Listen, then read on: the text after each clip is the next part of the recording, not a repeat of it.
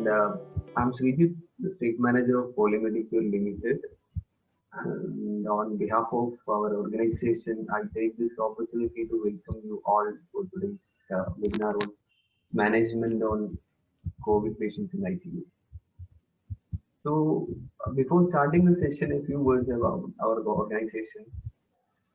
Polymed is a 23-year-old company and one of the top 5 manufacturer of vascular access devices globally, with a turnover more than 85 million US dollar. And we are the third largest manufacturer of IV cannula globally.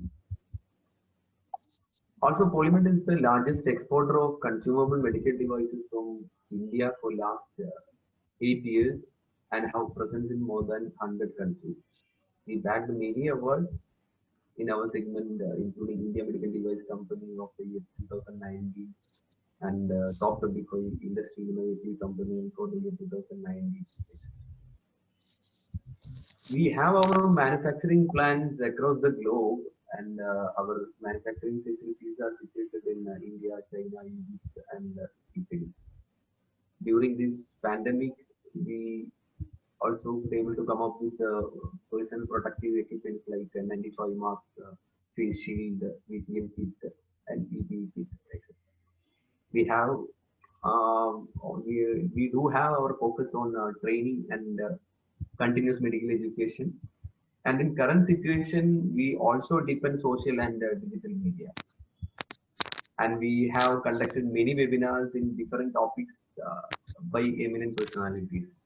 Today also we have one such a great personality with us to talk about management of COVID patients in ICU. I invite Mr. Shiju, our clinical specialist, to give a brief introduction about our speaker, today's speaker. Shiju, please. Thank you, sir. Thanks a lot. Good afternoon, all. Today we have a very special person to discuss about management of COVID patient in ICU. He is a courier COVID warrior who had participated in Kasaragod COVID mission by Government of Kerala. Kasaragod is a remote district in northern part of Kerala, which was badly affected with coronavirus in the month of April, as we all know.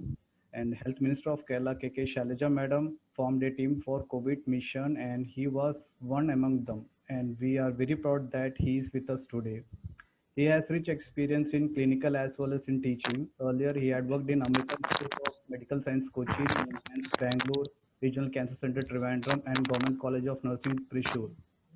He was speaker in 12 state, national, and international conference as well, organized 3 state, 1 national, 1 international conferences, and had participated in more than 50 conferences.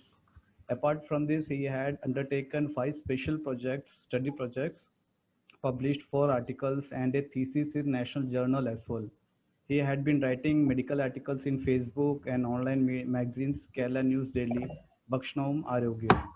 And in addition to this, he had been awarded with Best Motivational Trainer by National Institute for Training, Education and Research, Trivandrum. Apart from this, he has received various other awards for his expertise. And he has wrote 110 Malayalam poems and more than 50 articles in social media, and some got published in magazines and books as well. He is none other than Mr. Joseph Jennings, who is working in Trivandrum Medical College as COVID warrior.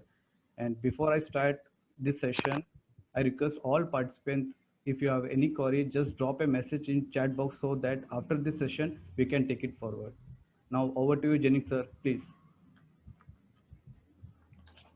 Okay, good afternoon all.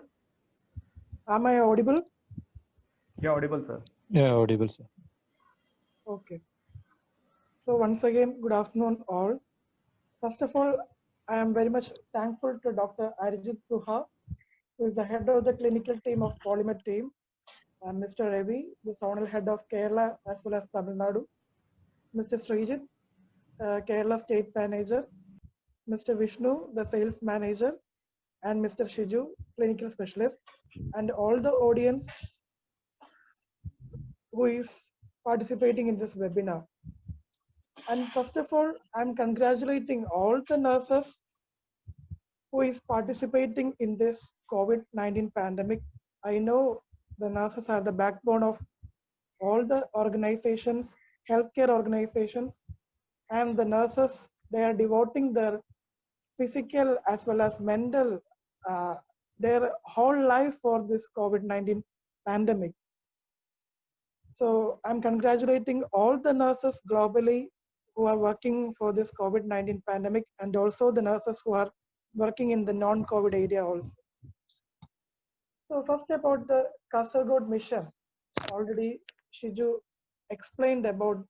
I'm also one among in the Kasaragod mission, which was formulated in the month of April. Our medical college team of 28-member team, we moved from Trivandrum to Kasaragod on the 5th of April 2020. I think all over the world, through the social media, through the other medias, you saw all the videos as well as you saw the pictures, how the Kasaragod became a zero COVID-19 district in India. So Kasaragod district, as Shiju said, it is the northern part of Kerala which is deadly affected by COVID-19 in the month of April. When we moved from Trivandrum to Kasaragod, there were around 200 COVID-19 positive patients at that time. And we set up a new Corona isolation unit at the newly built medical college at Kasaragod district. And you can see the picture in the Kasaragod Medical College. The Kasaragod Medical College Hospital, which was not fully built, and we turned the academic block into the COVID isolation unit. And we set up around 40-bedded treatment facility center at Kasaragod Medical College. And the whole crew managed the center very successfully. We 10 male nurses and 10 doctors, 2 PG students, and 4 nursing assistants went for the Kasaragod mission, and we managed the center very successfully for the first 2 weeks. We got around 16 patients in the first 2 weeks, and we discharged 5 patients successfully. Next slide. So what are the activities we had done in the Kasaragod mission? We had trained numerous healthcare workers regarding how we can do the PPE donning as well as doffing, and what are the infection control practices we can do for the patients. And another activity is the barrier nursing practices, especially in the doffing area. I can sure that the doffing area of Kasaragod district is very beautiful, and we had done the infection control practices in the doffing room is very good when we compare to another district at that time. Next slide. And the rehabilitation patient education. So when we are going to the patient care into the room, there are 2 rooms devoted for the Kasaragod patients in the Kasaragod Medical College. So whenever we are going for the patient care, we had done the rehabilitation from the initial period itself, because the mental rehabilitation is very important rather than the physical rehabilitation, because most of the patients, they were alone and they were come back from the different areas of the Kasaragod, and there were no facilities at that time. So the mental rehabilitation is very prime important at that time. So this is all about the Kasaragod mission. So when we move to the Trivandrum Medical College scenario, we have the COVID outpatient department, emergency department for the hotspot areas and containment zone, COVID suspected wards. There's around 4 suspected wards we have. COVID male and female wards. Now it is increased to 6. COVID wards for healthcare workers, because when the healthcare workers become positive, one full block, one full deluxe pay ward block turned to the COVID ward for the healthcare workers. COVID positive ICU, which is around 50 beds, but now it is around 70 beds. COVID negative ICU, 10 beds, and COVID suspected ICU, 18 beds. This is the Trivandrum Medical College scenario.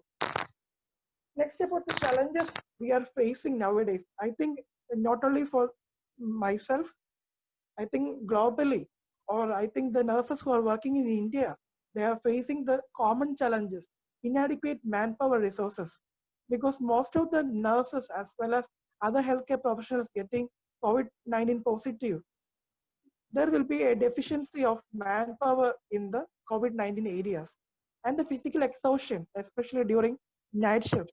Because during night shift, after a small dinner, around 12 hours we have to work. So there will be no food, no water at that time. So there is more chance for physical exhaustion. And I have so many experiences with my colleagues. They were exhausted and fell down during their work.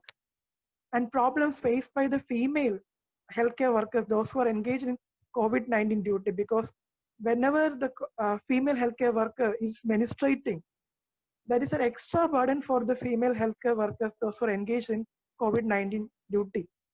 The mental stress faced by the healthcare workers, that is self-explanatory, because mental stress is very important, not only for the patients, for the healthcare workers is very important. Isolation and psychological problems faced by the patients as well as the healthcare workers, and low quality of supplies. Sometimes the personal protective equipments we are getting, the N95 mask we are getting is very low in quality. So next we can move on to the theme of today's webinar is care of critically ill COVID-19 patients. I think the global scenario, Indian scenario, Kerala scenario is self-explanatory, because almost all the participants who are hearing me is getting the news from the social medias as well as the public medias. You are getting the information how the world as well as India as well as the Kerala is suffering the COVID-19 pandemic. Now the Kerala is also is affected by, is more than, I think, more than 1.5 lakh people were affected by COVID-19 positive. And in India, around more than 50 or 55 lakh people were affected. And now we are crossing 1 lakh death in India.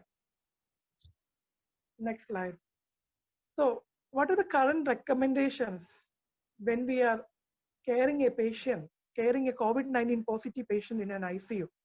So the current recommendation is the infection control practices, hemodynamic support, ventilatory support, acute kidney injury and renal replacement therapy, and the pharmacological intervention. These are the 5 top areas in the current recommendations. So first about the infection control practices. So when we are talking about a pandemic, infection control practices is very important, especially when we are doing the PPE.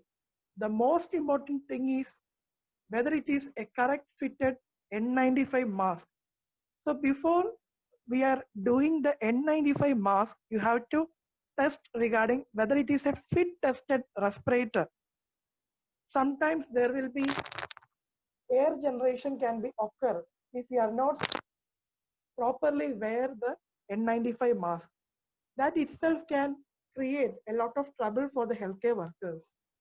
Next, about the endotracheal intubation by the experienced healthcare workers. So the patients who are getting admitted in the ICU, mostly the COVID-19 C category, that is with so many complications, with so many comorbidities. Sometimes the saturation level of the patients who are getting admitted is less than 90%. That sort of patients will be admitted in the COVID-19 ICUs. So whenever the patient is having a severe respiratory distress or less than the saturation of 85, the physician will advise for the endotracheal intubation. So if we have the experienced endotracheal intubation trained physician and also assisting nurse is also his experienced hand, we can prevent a lot of infections to the healthcare worker also, and also we can save the life of the patient. So if there is any difficulty in the intubation procedure, we have to use video laryngoscopy for the intubation. So the infection control practices, you have to strictly adhere the practices of endotracheal intubation by the experienced healthcare workers and video laryngoscopy. Next, another other aspects of the infection control are the strict hand hygiene. So whenever we are going to do the personal protective equipment, done in the procedure, or whenever we are going to doffing. So after the doffing procedure also, we have to strictly maintain the procedure of hand hygiene. We have to wash the hands thoroughly and proper donning and doffing. I think the donning and doffing steps are very quite familiar to all the healthcare workers, especially for the nurses. So the donning procedure is very easy for all healthcare workers because we can do according to the procedure and also according to the WHO manual and according to the hospital manual, we can do like that. And also we can do whatever we can do in the donning procedure, we can nothing to worry. But in the case of doffing, that we have very careful in the procedure of doffing because lot of virus can be shed during the procedure of doffing. So we have to take adequate time for doffing, and whenever we are doffing in the room, single doffing is very adequate because when we are doing a lot of people in the doffing area, there is more chance for virus shedding and there is more chance for cross infection also.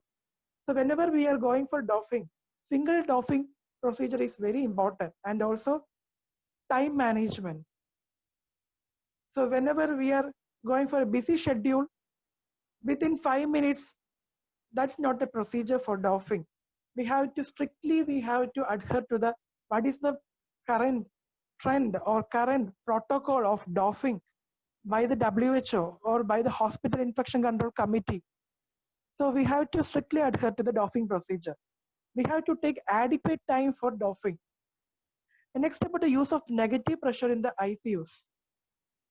Sometimes it is not possible, but in very sometimes in the hospitals, those who are having very large facilities of ICUs, they can provide the negative pressures in negative pressure ICU. They can also create negative pressure ICUs. And next, about the very important thing in the management of intubated patients in the ventilator, use of HEPA filters. High efficiency particulated air filters you can use for ventilator tubings in order to prevent aerosol generation, because there are a lot of procedures which can create aerosol generation in the ICUs. So use HEPA filters. I think in India it is known as BV filters, bacterial viral filters also you can use. If HEPA filters or BV filters is not available, please use HME filters both in the exhalation port and in the Y connection. So please use HME filters. And next, about the awareness regarding the aerosol generating procedures. What are the common aerosol generating procedures in the ICUs? The first and foremost aerosol generation procedure is the endotracheal intubation as well as the extubation. And about the bronchoscopy, open suctioning, high flow nasal cannula or face mask, nebulization, manual ventilation, using ambu bags, physical prodding of the patients, non-invasive positive pressure ventilation, tracheostomy or cardiopulmonary resuscitation. So be aware about the usage of adequate personal protective equipments when we are doing the aerosol generating procedures. So instead of open suctioning, you can use closed suctioning for patients in the ventilators. So in order to prevent the aerosol generation, we can avoid nebulization. Instead of nebulizers, we can give aerosol space devices for the patients who are not on the ventilators. So that's about the aerosol generating procedure and about the proper sterilization of instruments, because there will be so many procedures and also intubation procedures can be occurring in the ICUs. So proper sterilization of instruments, and also the nurses who are working in the ICUs, they should notice that the attenders who are working in the ICUs, whether they are doing thorough surface cleaning with 1% hypochlorite. So every second hourly, we have to encourage our attenders to do the surface cleaning with 1% hypochlorite. Next, about the hemodynamic support. That is also very important, hemodynamic support. As we all know about, there is more chance for hypertension for the patients in the corona ICU as well as in the other ICUs. So, norepinephrine is the first and foremost choice of hemodynamic support for the patient. Whether the patient is going for the hemodynamic shock, you can use norepinephrine. And also, if the patient is suspected for getting shock, you can use low-dose corticosteroids, methylprednisolone 60 mg or 125 mg twice daily or 8 hourly. You can use low-dose corticosteroids. And another thing is use of buffered or balanced crystalloids for fluid resuscitation. You have to use buffered or balanced crystalloids. You can use ibuprofen, normal saline, or ringen lactate for resuscitation of the patient. So, in addition with norepinephrine, if the patient is having still hypovolemic shock or another type of shock, you can use vasopressin. And also you can use dobutamine in patients who show evidence of cardiac dysfunction and persistent hypoperfusion. You can use dobutamine. So whenever we are thinking about hemodynamic support, norepinephrine is the first and foremost choice, and low-dose corticosteroid, especially the methylprednisolone. And also you can use vasopressin and dobutamine. So next about the ventilator support. That is very important. All the nurses should know about how we have to give the ventilatory support for the patients. So for the conscious patient, if the patient is having less than 90% of saturation, you can use high flow nasal cannula over non-invasive positive pressure ventilation. Because if we are using non-invasive positive pressure ventilation, the face mask adhering to the patient's face, that also can generate aerosols. So instead of that, we can use high flow nasal cannula that also provides 60 to 70% oxygen to the patient, 60 to 70% liter of oxygen per minute. So what are the common advantages of the high flow nasal cannula? Because the patient can mobilize, patient can speak, patient can eat and drink. So there are lots of advantages for the high flow nasal cannula. Second thing is close monitoring of patients who are receiving supplemental oxygen.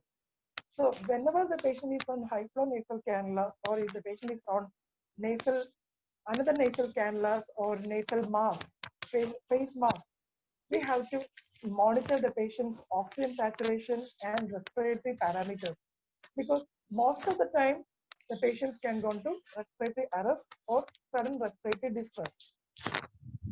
Next important thing is awake prone positioning. So whenever the patient is getting COVID-19 positive, you can also practice. You can also, whenever we are going for the bedtime, you can also practice for the awake prone positioning. So if the patient is conscious in the ICU or in the ward, whenever they are lying in the bed, you have to encourage the patients in the prone position, because it can improve the oxygenation and it can prevent the refractory hypoxemia, and which can also improve the outcomes, patient outcomes in moderate to severe ARDS. So that also can improvise in the mechanical ventilated patients. You can use the prone position for mechanically ventilated patients. And what are the common advantages for prone positioning for mechanically ventilated patients? It will also improve the oxygenation and patient outcomes. It also improves ventilation perfusion matching and recruits collapsed alveoli in the dorsal lungs. But we have to be cautious in doing the awake prone positioning, that is contraindicated in patients with severe respiratory distress who requires immediate intubation and hemodynamically unstable patients. So never do awake prone positioning for the patients who are on impending intubation and mechanical ventilation, and also the patients who are hemodynamically unstable. Next, about the use of NMBA. NMBA to prevent patient ventilator dysynchrony. So most of the time, if we are intubating a patient, sometimes if the patient is having the saturation of less than 85%, and if the patient is conscious, sometimes we will intubate the patient. At that time, we will give some sedatives. So in order to prevent patient ventilator dysynchrony, we can use continuous neuromuscular blocking agents. We can use vecuronium infusion, or we can give scoline. So we can also give midazolam infusion for the patients. So what are the common advantages? It also prevents more exposure to the aerosol. When the patient gets agitated with ventilator, it can, and also it can ease the healthcare workers to monitor the patients, those who are on ventilators. So these are the things you have to notice when the patient is on the ventilatory support. Next, about the ventilator parameters. What are the common ventilator parameters you have to include? So whenever the patient is going for an intubation, and when we are connecting to the mechanical ventilator, we all know for the normal patients, we will put the tidal volume as 8 ml per kg or 6 ml per kg.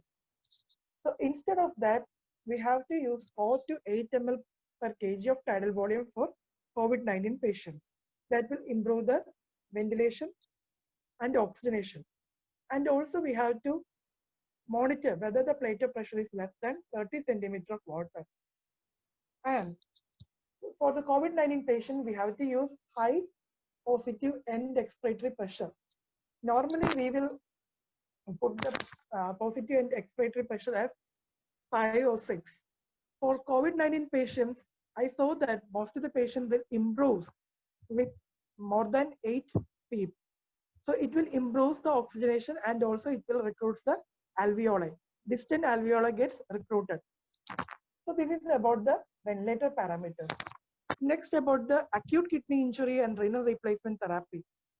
So most of the time, I noticed that most of the patients who are admitting with COVID-19 in the ICUs, they can develop a complication as acute kidney injury because of the most of the comorbidities, hypertension, obesity, and diabetes mellitus. And with the use of some medications, the patients can go on to acute kidney injury. At that time, if the ICU is having the facility for the renal replacement therapy, we have to start the renal replacement therapy as well as the dialysis for the patient. Next slide. Next, about the pharmacological interventions. There are a lot of investigations as well a lot of studies are undergoing in the COVID-19 pharmacological interventions. You all know that America also, US also depended on the India for getting hydroxychloroquine. But the usage of hydroxychloroquine in the COVID-19 pandemic is still questionable. So the common pharmacological interventions in our ICUs we are using is the antiviral agent remdesivir. So that is the first antiviral agent we are using against the COVID-19 virus.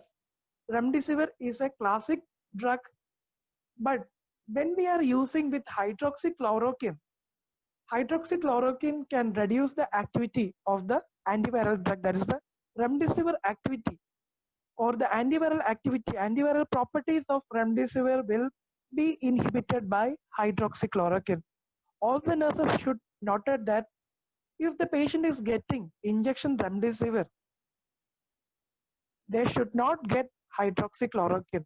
Or if the physician is writing a drug chart regarding if the patient is having a remdesivir along with the hydroxychloroquine, the remdesivir property or the antiviral property of the remdesivir will be get inhibited by this tab hydroxychloroquine. So all the nurses should notice regarding the common usage of remdesivir along with the hydroxychloroquine. Most of the time, sometimes the doctors will miss the writing, the documentation of the remdesivir along with the hydroxychloroquine. So the nurses should note that remdesivir should not be used along with the hydroxychloroquine. So what is this remdesivir? It is an IV nucleotide prodrug of an adenosine analog. It binds to viral RNA dependent RNA polymerase impeding viral replication through premature termination of RNA transcription. Very confusing thing. No worry about that thing. Remdesivir, you have to know about that. Remdesivir is an antiviral agent. That is the first antiviral agent we are using against the coronavirus in the ICUs. So what is the dose we are using? Initially, we are giving 400 mg IV stat, and from the second day to the fifth day, we are using 100 mg IV OD once in a day. So we are giving as IV infusion as remdesivir. Next, about the dexamethasone. Dexamethasone is a very classical drug, is very good corticosteroid, which can also prevent the patient from getting respiratory distress also, and also which can also prevent the refractory shock for the patient. So dexamethasone in a low amount, we can use 4 mg IV BD or 4 mg IV 8 hourly. And hydroxychloroquine. Hydroxychloroquine we are using as 400 mg BD for the first day, and from the next day 200 mg BD for the next 5 days. So this is about the hydroxychloroquine. Next is about the tocilizumab. Tocilizumab is a recombinant monoclonal antibody against the interleukin-6.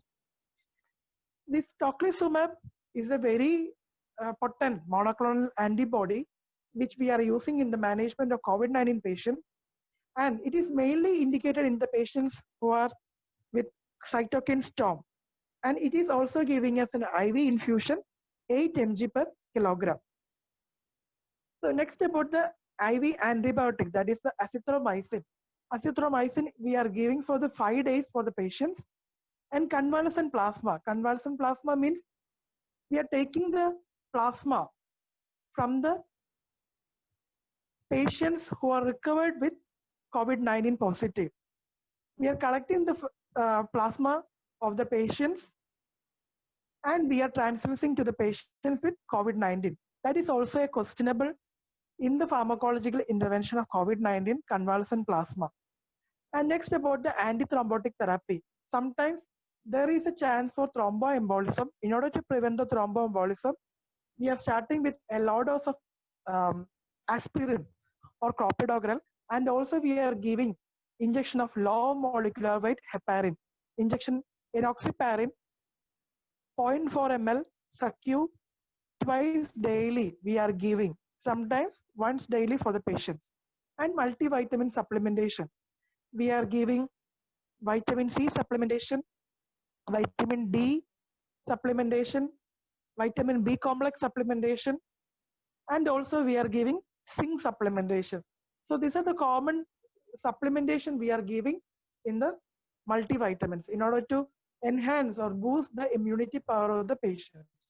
So this is about the common pharmacological intervention. So next about the special consideration.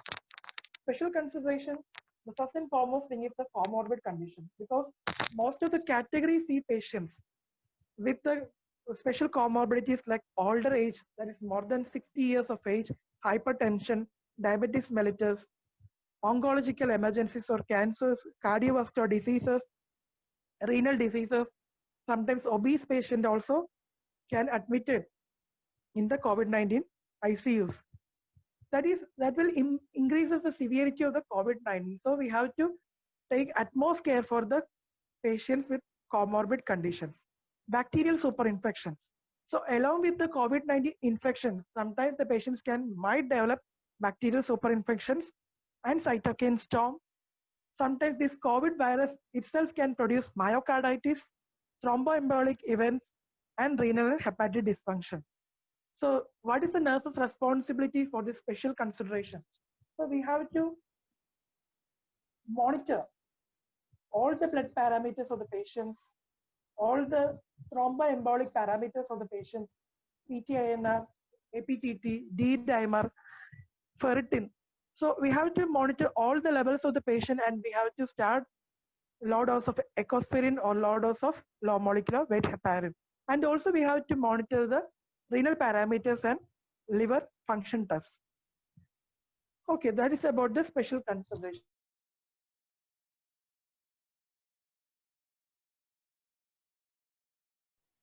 In the ICUs, because most of the patient is having anxiety. Sometimes the patient is having the depression, fear of death, because they will see the death of the patient nearby to them. So that also can uh, create the anxiety. That also can increase the anxiety level of the patient. Guilty feeling. Sometimes if the patient is having COVID-19 positive and they're admitting in the ICUs, they have the guilty feeling that I am also admitted in the ICU. I am also getting the COVID-19 positive. Disorientation, suicide. So these are the common problems, common psychological problems we are facing for the patients with COVID-19.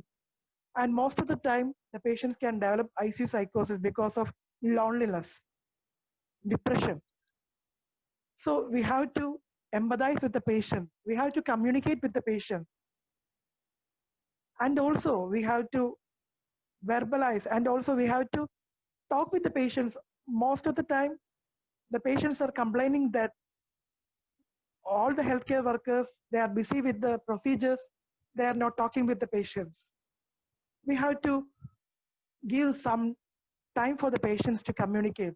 So that communication itself can prevent this type of psychological issues for the patients. Okay, so these are the common problems in the ICUs. So coming to the nursing aspects, what are the common nursing aspects in the COVID-19 ICU? First and foremost thing is the planning and maintenance of downing and doffing area. Because hospital infection control committee, before initiating an ICU or before initiating a ward, they will supervise and they will create a downing and doffing area. So afterwards, the head nurse as well as the staff nurses, those who are working in the ICU, they have to supervise whether the maintenance of downing and doffing area, they are doing very well in the downing and doffing area. And we have to notice that it should be in a separate area and not near to the patient side. There should not be a breach in these areas, because whether if there is any breach in the areas of downing as well as doffing area, that can create a cross infection for the healthcare workers. And how we have to clean in the downing and doffing area regularly, every second hourly or fourth hourly, we have to clean that area with 1% hypochlorite solution, and very frequently. And also the nurse should encourage the attenders to do the surface cleaning. And provision of adequate supplies of personal protective equipment and the proper waste management. So every shift, the attenders should check whether the waste is overwhelming in the overloading in the downing as well as doffing area. And also we have to manage the waste accordingly. Ensuring each healthcare workers are performing downing, especially doffing, with adequate supervision, and we have to use checklist. And we have to proper practicing of personal hygiene and hand washing after downing and before downing procedure. So that is a very important thing in the planning and maintenance of downing and doffing area. We have to supervise the downing as well as the doffing of each healthcare worker in order to prevent the breach in these areas. Next, about the common nursing procedures. What are the common nursing procedures? I already explained that ICU itself is the aerosol generating area, and the procedures in the ICU itself is aerosol generating. So the common procedure is suctioning. So it is needed for mechanical ventilated patients mostly, and for the tracheostomy patients, and sometimes for the poor cuff reflex non-intubated patients. So every nurse should practice closed suctioning in order to prevent aerosol generation, and there should be no compromise in that. Next, about the nebulization. As and when possible, use MDI for the normal patients, and if nebulizing the patients in mechanical ventilator, ensure the use of bacterial viral filters in the ventilator tubings. And other procedures like oral care, positioning, back care, rise to feeding, etc. And also when we are assisting for any life-saving procedures like ET tube intubation, cardiopulmonary resuscitation, tracheostomy, ensure full personal protective equipment, and also we have to ensure the experienced hands in doing the procedures. And when we are doing the procedures also, we have to keep a safe distance between patient and nurse. Next, about the psychological support, I already explained in the ICU psychosis. The most important aspect is to address the psychological issues of the patients. So most of the patients have many mental issues, and we should focus on the safety of the patients as well as the staff and other patients too. Sometimes the patients may be aggressive, depressed, having delusions, suicidal ideations, and confused stage. So it is our responsibility to communicate with the patient and elevate their feelings. We have to orient the patient regularly and provide counseling to the patient. And also the nurse should ensure the support from mental health team too. Next nursing aspect is documentation. If possible, documenting inside the ICU should not be encouraged. Very minimal inside documentation, inside ICU documentation should be practiced. There should be a nurse to document, report and record every events in the COVID area in order to prevent transmission of infection. So documentation is a very important aspect in the nursing.